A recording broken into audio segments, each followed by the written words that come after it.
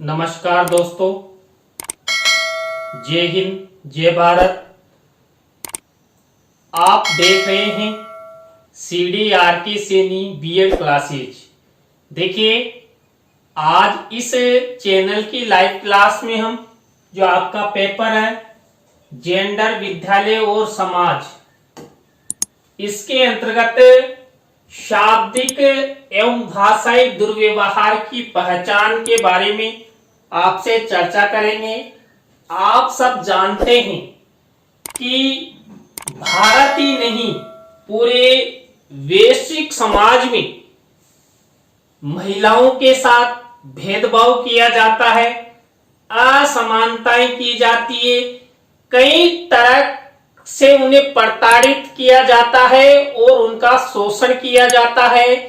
तो वैश्विक मानवों द्वारा जो महिलाओं के विषय में जो शाब्दिक टीका टिप्पणी की जाती है या भाषाई रूप से उनके साथ दुर्व्यवहार किया जाता है, उन्हें प्रताड़ित किया जाता है, तो उसके बारे में हम आपसे चर्चा करेंगे। तो आप सब बने रहें हमारे साथ, हमारे चैनल के साथ। और यदि आप हमारे चैनल पर पहली बार आए हैं तो हमारे चैनल को सब्सक्राइब करें और पास ही बने बेल आइकन को जरूर दबा देवे, जिससे हमारे द्वारा जब भी कोई न्यू वीडियो अपलोड किया जाता है या लाइव क्लास चलाई जाती है तो उनके नोटिफिकेशन आपको मिल सके और आप अच्छा अधिगम करते हुए अच्छा क्रेडिट आपको मिले। तो देखिए, यहाँ पर जो शाब्दिक एवं भाषाई दुर्व्यवहार है, ये लैंगिक दुर्व्यवहारों के अंतर्गत सबसे अधिक पाया जाता है। देखिए, हमने शुरू में ही बात कर ली कि जो शाब्दिक एवं भाषाई दुर्व्यवहार है ये लैंगिक दुर्व्यवहार के अंतर्गत आता है। लैंगिक रूप में इसको अधिक प्रयोग किया जाता है। आप सबको पता है कि लैंगिकता के आधार पर ही, जेंडर के आधार पर ही वैश्विक समाज में भेदभाव किया जाता है और वही भेदभाव जो वैश्विक महिलाएं हैं या भारतीय महिलाएं हैं उनके संबंध में ये भाषाई एवं शाब्दिक दुर्व्यवहार अधिक प्रचलित है। इस प्रकार का व्यवहार परिवार के सदस्यों, माता पिता, आस पड़ोस तथा बाहर राह चलते कोई भी व्यक्ति कर सकता है। देखिए, जो महिलाओं के संदर्भ में जो शाब्दिक एवं भाषाई दुर्व्यवहार हमारे वैश्विक समाज में होता है, ये सबसे पहले हमारे परिवार से प्रारंभ होता है। परिवार के सदस्यों द्वारा इसका प्रयोग किया जाता है। इसके बाद कई बार माता पिता द्वारा भी इस तरह का दुर्व्यवहार अपने बालक बालिकाओं के साथ किया जाता है। और आस पड़ोस में रहने वाले जो हमारे परिवार हैं, परिवारों के जो सदस्य हैं, हमारे समाज के जो लोग हैं, ये शाब्दिक एवं भाषाई दुर्व्यवहार महिलाओं के साथ करते हैं। कई बार आपने देखा है कि राह चलते, यानी कि मान लीजिए महिला बाजार में घूम रही है या कोई सामग्री खरीदने के लिए गई है, तो समाज के कई ऐसे कंटक लोग होते हैं जो उन पर टीका टिप्पणी कर देते हैं, उनके साथ शाब्दिक तथा भाषाई दुर्व्यवहार करते हैं। तो देखें, यहाँ पर जो शाब्दिक एवं भाषाई दुर्व्यवहार है, इसको पहचानने के लिए कुछ बिंदु हमारे द्वारा आप सबके लिए बनाए हैं, तो उनके द्वारा हम स्पष्ट करेंगे, आपको बताएंगे, आपको समझाएंगे कि जो शाब्दिक एवं भाषाई दुर्व्यवहार की पहचान कैसे की जा सकती है। देखिए, सबसे पहला बिंदु है लिंगीय टिप्पणी करना। कई बार आपने लिंगता के आधार पर, यानी कि महिला और पुरुष के आधार पर जो लिंगीय टिप्पणी की जाती है कि ये महिला है, ये कुछ नहीं कर सकती, ये पुरुष है, ये समाज को चलाने वाला है, ये अपना नाम रोशन कर सकता है।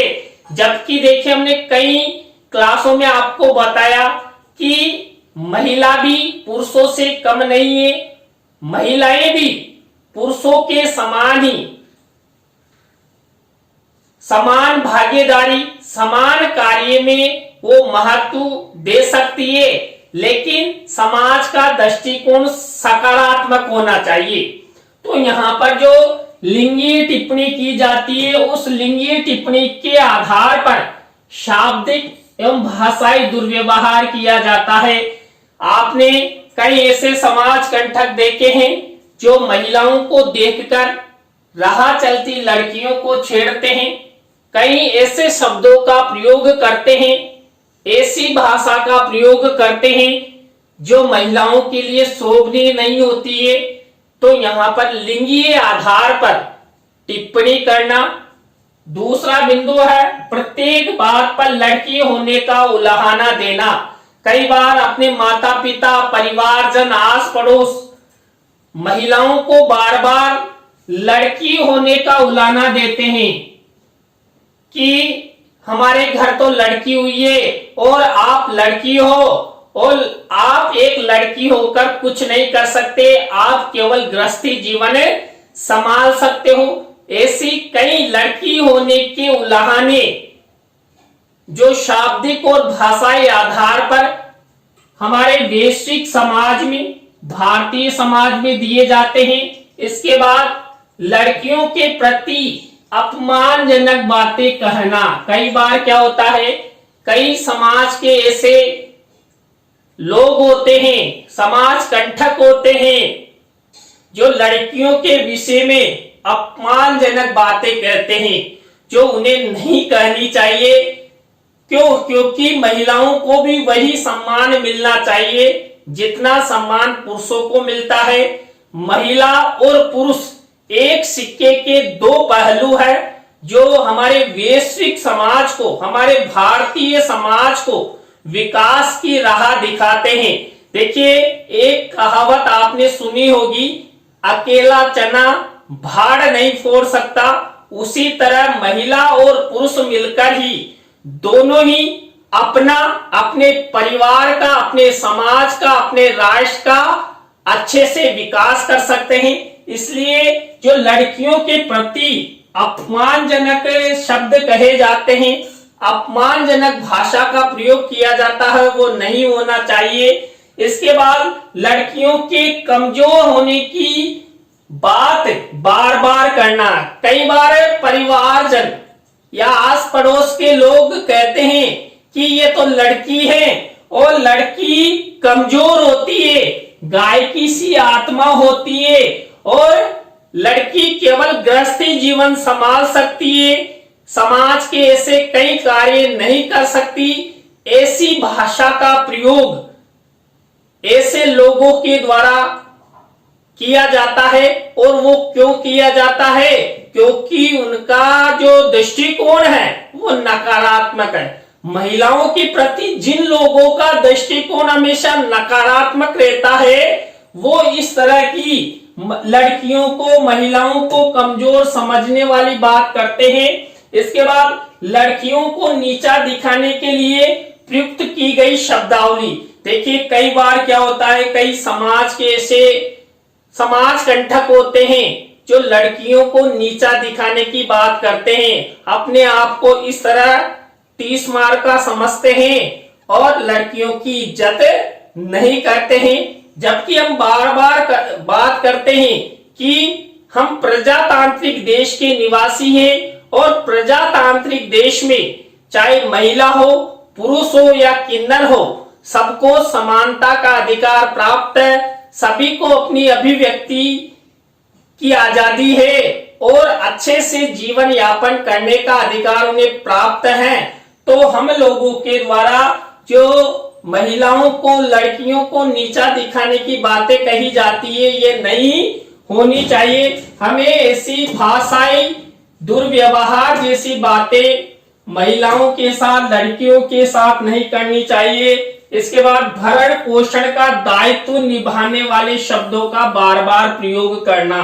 देखिए कई बार परिवारजनों या आस पड़ोस के लोगों के द्वारा लड़कियों के विषय में क्या कहा जाता है कि पुरुष तो कमाने वाला है और लड़की क्या है, लड़की घर को चलाने वाली है, बच्चे पैदा करने की मशीन है और बच्चों को पैदा करने के बाद उनका केवल उसका एक ही कार्य है बालक बालिकाओं का पालन पोषण करना। तो यानी कि जो भरण पोषण है उसका दायित्व के संबंध में ऐसी बातें कई बार हमारे लोगों के द्वारा की जाती है। तो देखिए महिलाएं, ऐसा ही बात नहीं है, महिलाएं बच्चे भी पैदा कर सकती है, उनका पालन पोषण भी कर सकती है और पुरुष के समान कंधे से कंधा मिलाकर भी चल सकती है। ऐसी कई महिलाएं हैं जो हमारे समाज को सशक्त दिशा में ले जा रही है और अपना पूरा कार्य करने के साथ साथ जो देश के उच्च पद हैं उन पदों पर आसीन होकर जो हमारा प्रजातंत्र है उसको सफल बनाने के लिए भी उन्होंने कार्य किया है। इसके बाद लड़कियों के वस्त्रों, अंगों इत्यादि के विषय में टिप्पणी करना। देखिए कई बार कई लड़के या पुरुष ऐसे होते हैं जो लड़कियों के वस्त्रों संबंधी यानी कपड़ों संबंधी टीका टिप्पणी करते हैं। कई बार उनके अंगों के प्रति भी जो शाब्दिक एवं भाषाई दुर्व्यवहार के शब्दों का प्रयोग करते हैं जो अशोभनीय होते हैं, उन्हें ऐसे शब्दों का प्रयोग नहीं करना चाहिए। लेकिन उनकी आदत होती है और फटाक से वो लड़कियों पर इस तरह की टीका टिप्पणी कर देते हैं कि देखो क्या कपड़े पहन रखे हैं। या आपने आए दिन आजकल आप पेपरों में भी पढ़ते हैं कि लड़कियों के वस्त्रों पर तो टीका टिप्पणी समाज के लोगों द्वारा खूब की जाती है। और अंगों के विषय में तो क्या कहना, आजकल शारीरिक प्रदर्शन इस विषय में भी समाज कंटक उन पर टीका टिप्पणी करते हैं। इसके बाद चारित्रिक टिप्पणी करना। देखिए कई बार क्या होता है कि जो समाज के लोग होते हैं ये महिलाओं को कमजोर समझते हैं और चरित्रता संबंधी जब बात आती है तो क्या होता है, महिलाओं के चरित्र पर अधिक कोई सी भी बात हो महिलाओं के ऊपर थोप दी जाती है, जबकि पुरुष के विषय में ऐसा नहीं सोचा जाता। तो जब महिला और पुरुष समाज में समान है तो जितना चरित्रता के संबंध में बात पुरुषों की करनी है वैसे ही महिलाओं के संबंध में अधिक समझा जाना चाहिए। और देखिए आप सब जानते हैं कई बार कई तरह के कार्य महिलाओं के साथ हो जाते हैं तो वहां पर भी पुरुष के चरित्र पर किसी तरह की कोई बात नहीं की जाएगी, केवल महिला के चरित्र पर ही टिप्पणी की जाएगी जो नहीं करनी चाहिए, क्योंकि महिलाओं को भी वही अधिकार है वही सम्मान है जो एक पुरुष को होता है। इसके बाद प्रतिष्ठित व्यक्तियों तथा नेताओं द्वारा लड़कियों के कपड़े पहनने पर टिप्पणी करना। ये पॉइंट है, ये कई बार ऐसे जो राजनीतिक व्यक्ति होते हैं जो अपना स्वार्थ साधने के लिए, अपना प्रचार प्रसार करने के लिए लड़कियों के वस्त्रों पर टिक्का टिप्पणी करते हैं। ये कई बार समाचार पत्रों में और न्यूज चैनल्स पर दिखाया जाता है कि फला नेता ने लड़कियों के विषय में ऐसा कहा। अरे भाई लड़की है, उनको भी जीने का अधिकार प्राप्त है। क्या प्रजातांत्रिक युग में पुरुषों को ही समान अधिकार प्राप्त है? नो, सभी को समान अधिकार प्राप्त है। देखिए जैसे वो नेता है वैसे ही महिला भी एक नेता बनकर देश को चलाने वाली बन सकती है। आपने इंदिरा गांधी का नाम सुना है, सरोजिनी नायडू का नाम सुना है, वसुंधरा राजे का नाम सुना है। इन्होंने देश के प्रजातांत्रिक जो हमारा देश है इसके सुशासन में अनेक योगदान दिया है। तो यहाँ पर जो ये नेता लड़कियों के कपड़ों पर ऐसी टीका टिप्पणी करते हैं अच्छी बात नहीं है। इसके बाद प्रतिष्ठित व्यक्तियों तथा नेताओं द्वारा रात में बाहर न निकलने की नसीहत देना। देखिए कई बार कई लड़कियों के साथ कुछ हो जाता है तो हमारे नेता सीधे सीधे क्या कहते हैं, इनको रात में नहीं निकलना चाहिए। अरे भाई आप नेता हो, देश को चलाने वाले हो, तो महिलाओं को भी वही सुरक्षा प्रदान की जाए।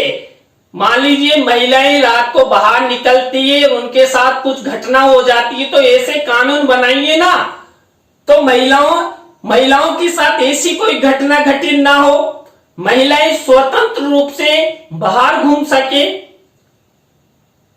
और फिर बात करते हैं रात में बाहर नहीं निकले साहब लड़कियां, अरे पुरुषों के समान अधिकार प्राप्त है, तो यहां पर महिलाओं को भी वही स्वतंत्रता का अधिकार प्राप्त है, अभिव्यक्ति की आजादी है और स्वतंत्र भ्रमण करने की आजादी है। तो यहां पर आप किसी तरह का इस तरह नेता लोग अपने स्वार्थ के कारण ऐसी टीका टिप्पणी करते हैं, अच्छी बात नहीं है।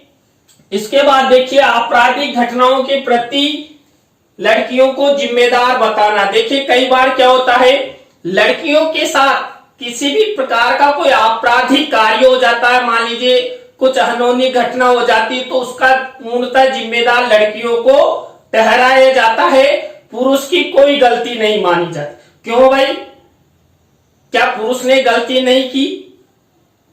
पूरी गलती महिलाओं की है? ऐसा नहीं होता, हमेशा गलती दोनों तरफ से होती है। इसलिए जो समाज में जो भी आपराधिक घटनाएं लड़कियों के प्रति होती है और लड़कियों को जिम्मेदार बताया जाता है, ऐसा नहीं होना चाहिए। पहले तथ्यों को समझना चाहिए, सबूतों के साथ ऐसी बात करनी चाहिए। धार्मिक तथा सांस्कृतिक कार्यों के संपादन के समय लड़की को लड़की होने के कारण विमुख कर देने वाले शब्दों का प्रयोग करना। कई बार हमारे भारतीय समाज या वैश्विक समाज में जो धार्मिक और सांस्कृतिक कार्य होते हैं, ऐसे कार्यों में महिलाओं को महिला होने का एहसास दिलाया जाता है कि आप महिला हो और धार्मिक कार्य में हमेशा पुरुष आगे रहेगा। हमारी कई संस्कृति के ऐसे कार्य हैं जिनमें पुरुष आगे रहेगा। अरे भाई ये कुछ भी नहीं है, हमारी परिपाटी बन गई। हमारे प्राचीन काल से ऐसे कई रीतियां बना दी गई जिसमें पुरुष को आगे किया जाता है और महिला को पीछे रखा जाता है। जबकि प्रजातांत्रिक समाज में ना तो पुरुष बड़ा है ना महिला बड़ी है, सब समान है। सभी को जीवन जीने का अधिकार प्राप्त है, सभी को धार्मिक या सांस्कृतिक कार्यों में समान रूप से भाग लेने का अधिकार है। इसके बाद कई बार क्या होता है, जो शाब्दिक और भाषाई दुर्व्यवहार है, इसके अंतर्गत महिलाओं के साथ गाली गलौज की जाती है। देखिए गाली गलौज करने के पक्ष में मैं बिल्कुल नहीं हूं। कई बार क्या है, कई माता पिता अपने बच्चों के सामने गाली गलौज करते हैं, ऐसा उन्हें नहीं करना चाहिए। क्यों? क्योंकि बच्चे जब माता पिता द्वारा गाली गलौज की जाती तो बच्चे उनका अनुकरण करते हैं और वो भी एक दिन क्या सीख जाएंगे, गाली निकालना। इसलिए हमेशा कभी भी माता पिता को ना तो बच्चों के सामने लड़ना और झगड़ना चाहिए और न ही गाली गलौज करनी चाहिए। कुल मिलाकर माता पिता को ऐसा कोई सा कार्य बालक बालिकाओं के सामने नहीं करना चाहिए जिनका वो अनुकरण करे। इसके बाद अमर्यादित भाषा का प्रयोग करना। देखिए कई बार कई समाज के लोगों के द्वारा महिलाओं के विषय में ऐसी अमर्यादित भाषा का प्रयोग कर दिया जाता है जो नहीं करना चाहिए। कई बार कहते हैं कि ये बात तो दिल छू गई। अरे दिल नहीं छू गई, यहाँ पर जो अमर्यादित भाषा का प्रयोग किया जाता है वो दिल को छूने वाली होती है और उससे क्या होता है, कई बार कई महिलाएं मानसिक तनाव में भी आ जाती है। तो हमें ऐसी अमर्यादित भाषा या शब्दों का प्रयोग नहीं करना चाहिए जिससे महिलाओं को किसी भी प्रकार की कोई हानि हो, किसी भी प्रकार की कोई मानसिक क्षति हो इसके बाद ताने मारना, कई बार क्या होता है, कई समाज कंटक या परिवारजन या जो महिला होती है उसके प्रति उसकी सास कई प्रकार के ताने मारती है, ताने कसती है। तो ताने कसना भी एक भाषाई और शाब्दिक दुर्व्यवहार है जो उन्हें नहीं करना चाहिए। इसके बाद नेक्स्ट शाब्दिक एवं भाषाई दुर्व्यवहार, गीतों के माध्यम से अभद्र शब्दावली का प्रयोग करना। आपने कई बार ऐसे सॉन्ग्स सुने हैं, गीत सुने हैं जिनमें महिलाओं के विषय में अभद्र शब्दावलियों का प्रयोग किया जाता है, अभद्र शब्दों का प्रयोग किया जाता है जो महिलाओं के लिए शोभनीय नहीं होते और लोग व्यूज पाने के लिए भी ऐसी शब्दावलियों का प्रयोग करते हैं। नेक्स्ट शाब्दिक एवं भाषाई दुर्व्यवहार है द्विअर्थी शब्दों को बोलकर अभद्र टिप्पणियां करना। देखिए कई लोगों की ऐसी आदतें होती है, द्विअर्थी शब्दों का प्रयोग करते हैं जिनका एक तो सकारात्मक अर्थ निकलता है और एक नकारात्मक अर्थ निकलता है। तो महिलाओं के संबंध में ऐसे द्विअर्थी शब्द बोले जाते हैं जो महिलाओं को शर्मिंदगी उनसे महसूस होती है। तो ऐसे द्विअर्थी शब्दों का भी प्रयोग हमें नहीं करना चाहिए जो शाब्दिक एवं दुर्व्यवहार के अंतर्गत आते हैं। लिंग के आधार पर अभद्र शब्दावली का प्रयोग कर भेदभाव करना। देखिए कई बार कई समाज के लोगों के द्वारा लिंग के आधार पर अभद्र शब्दावली प्रयोग में की जाती है। उस अभद्र शब्दावली का प्रयोग समाज में नहीं होना चाहिए क्योंकि इस अभद्र शब्दावली के द्वारा लोग आपस में ही पुरुष और महिला में भेदभाव करते हैं। इसके बाद लड़कियों के सामने भाषा की मर्यादा भूल जाना। देखिए कई बार कई समाज कंटक ऐसे होते हैं जो महिलाएं खड़ी है, लड़कियां खड़ी है और वो अमर्यादित भाषा बोलने लग जाते हैं, गाली गलौज निकालते हैं या टीका टिप्पणी करते हैं। तो ये भी एक शाब्दिक एवं भाषाई दुर्व्यवहार होता है। तो जहां पर भी महिलाएं खड़ी हो तो ऐसे द्विअर्थी शब्दों का, गाली गलौज का, टीका टिप्पणी का हमें प्रयोग नहीं करना चाहिए। इसके बाद लड़कियों को पराया धन समझते हुए शब्दावली का प्रयोग करना। देखिए कई बार क्या होता है, अपने परिवारजन ये क्या सोचते हैं, लड़की तो पराया धन है और पराया धन समझते हुए उनके साथ ऐसी भाषा का प्रयोग करना उनके द्वारा किया जाता है जिनके द्वारा जो लड़की है वो अपने आप को ग्लानि महसूस करती है कि मैं लड़की के रूप में क्यों पैदा हुई। तो यदि परिवारजनों द्वारा ऐसी भाषा का प्रयोग किया जाएगा तो लड़कियां मानसिक तनाव में आ जाएगी। तो हमें पराया धन संबंधी ऐसी कोई सी बात लड़कियों के सामने नहीं करना चाहिए जिससे उनको ऐसा फील नहीं हो। तो देखिए आज की क्लास में हमने जेंडर विद्यालय और समाज पेपर के अंतर्गत शाब्दिक एवं भाषाई दुर्व्यवहार की पहचान के बारे में कुछ बिंदुओं का अध्ययन किया। आज की क्लास आपको कैसी लगी कमेंट्स में हमें जरूर बताएं। अच्छी लगी हो तो लाइक करें, कमेंट्स करें और शेयर जरूर करें दोस्तों। इसी तरह नए टॉपिक के साथ हम आपसे फिर मिलेंगे CDRK Saini BEd classes YouTube channel पर। जय हिंद, जय भारत, राम राम।